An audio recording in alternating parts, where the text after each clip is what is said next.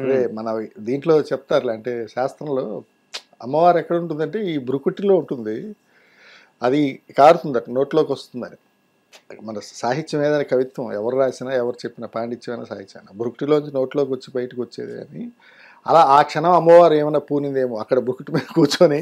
నాకు first ఇంపాక్టే the best ఇది అవ్వబట్టి నన్ను ఆ పాట వినగానే ఫస్ట్ సుకుమార్ గారికి తీసుకెళ్ళాడు ఆయన, ప్రకాష్ గారు తీసుకెళ్ళి పరిచయం చేశారు. అఫ్కోర్స్ 2007 ఎండింగ్ అనుకుంటాను, ఎండింగ్.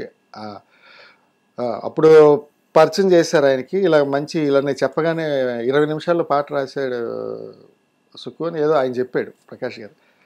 అంటే అవునా ఏంటి వినిపించాను బాగా రాశారే అన్నాడు. ఆ తర్వాత సరే పాట ఇప్పుడు నాకేంటి కొట్టడమే, మనం కుంభస్థలం ఎక్కుతున్నాము, సుకుమార్ గారు లాంటి పెద్ద డైరెక్టర్తో పాట రాసే అవకాశం వస్తుందేమో అని ఒక ఎంతూజియాజం అవన్నీ ఉంది.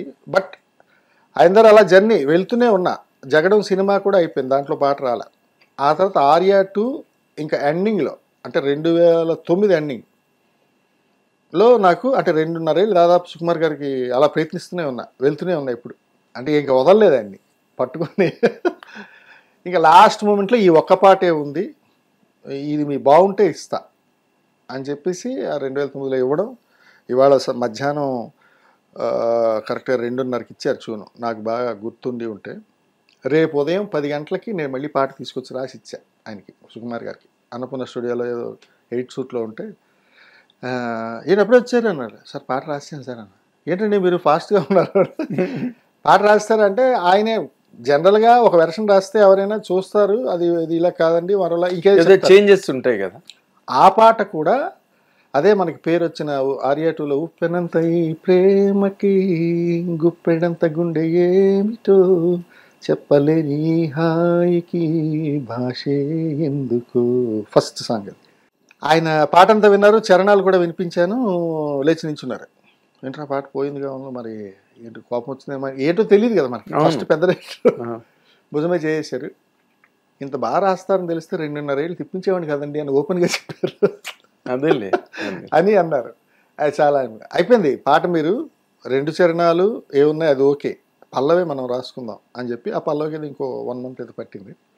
ఆ పాట అలా వచ్చింది. దాంతో నాకు అదొక విజిటింగ్ కార్డ్ అయింది అనమాట. ఆర్యా 2లో ఉప్పెనంత ఈ ప్రేమకి అనే పాట నాకు విజిటింగ్ కార్డు. అది కూడా చాలా హ్యూజ్ సక్సెస్, పెద్ద హిట్ అయింది. అది కూడా నాకు ఇప్పటికి కూడా ఎవరెవరో దేశ విదేశాల నుంచి వాళ్ళు వచ్చి ఏదో సరదాగా ఫోటోలు దిగడం, లేకపోతే ఆ పాట గురించి ప్రైజ్ చేయడం, ఇవన్నీ చేస్తుంటారు ఇప్పటికీ. అది స్టిల్ ఆ పాట వచ్చి 15 ఏళ్ళు అయిపోయింది. అవును, బట్ అది ఇప్పటికీ చాలా ఎవర్ ఫ్రెష్ అనమాట. ఒక మంచి పాటకి 15 ఏళ్ళు 30 ఏళ్ళు ఉండవు. ఎన్నాళ్ళైనా ఎన్నేళ్ళైనా ఆ పాటలు అజరామరంగానే ఉంటుంది సార్. అలా జరిగింది అనమాట. ఫస్ట్ నా స్టార్టింగ్ జర్నీ అలా జరిగింది. అదేలేండి. తర్వాత అంటే మరి నేను అనుకోవడం ఆ ఉప్పినంత ప్రేమకి ఆ ఉప్పిన మాటే ఇన్స్పిరేషన్ ఏమో బుచ్చిబాబు సన్న గారికి సినిమా టైటిల్ పెట్టడానికి.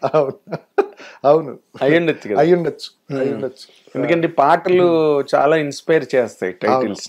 ఇప్పుడు గుండె జారి గల్లంత అయిందే టైటిల్ పెట్టారు, పాటే కదా అది. అవును, చాలా నేను రాసిన పాటలు కూడా కొన్ని పేర్లు స్టార్టింగ్ పదాలు పెట్టారు చాలా నాకు. అవును, ఏంటవి? ప్రియతమా నియోజక కుశలమా ఏదో వరుణ్ చంద్ర సినిమా ఏదో రాశాను అప్పుడు. దాంట్లో ఓపెనింగ్ నువ్వలా నేనిలా తప్పించిపోయినా అనేది ఒక పాట ఉంటుంది. దాంట్లో ఆ నువ్వలా నేనిలా అని నెక్స్ట్ సినిమా తీసాడు ఆయన. సార్ ఆ ఓపెనింగ్ బాగుంది, నువ్వలా నేనిలా అని అలా టైటిల్తో సినిమా వచ్చింది. అలా కొన్ని కుదురుతాయి. అలా అలవాటు పడతారు కదా. అవును, చెవికి పాట వింటూ ఇదేదో బాగుందని టైటిల్, నెక్స్ట్ సినిమాకి టైటిల్ అదే పెట్టుకున్నారు ఆయన. క్యాచీగా ఉంటుంది, సందర్భోచితంగా కూడా ఉంటుంది. అవును, చాలా సినిమాలు అట్లాగా టైటిల్స్ వచ్చాయి అట్లా. ఆర్యా 2 తర్వాత ఎక్కువ కనిపించిందా, లేకపోతే స్టిల్ ఇంకా మీరు సుకుమార్ గారి చుట్టూరా తిరిగినట్టుగానే ఇండస్ట్రీ చుట్టూరా? అది అంటే ఎందుకు జరిగిందో ఎలా జరిగిందో అది నాకు ఐడియా లేదు. కానీ అంత పెద్ద పాట వచ్చిన తర్వాత నా ఐడియాలజీ ప్రకారం నేనేమనుకుంటానంటే, నేను కొంచెం పబ్లిక్ రిలేషన్లో కొంచెం వీక్, నాకు తెలియదు అందరు 10 మందికి చెప్పాలి అని. అది ఒకటి. రెండోది, దీంట్లో ఒక సినిమా చేసిన తర్వాత సుకుమార్ గారు నెక్స్ట్ 2009లో అయిన తర్వాత 2011లో ఆయన చేశారు సినిమా మళ్ళీ 2012లో రిలీజ్ అయింది ఏది 100%లో. అవును. ఈ మధ్య గ్యాప్లో నేను ఏవో చిన్న సినిమాలు రాశాను. ఇప్పుడు కళ్యాణరామ్ గారి కత్తి అనే సినిమా, ఏవో చిన్నవి ఒక 2-3 ఇప్పుడు మీరు చెప్పిన టైటిల్స్ అలాంటివి రాశాను.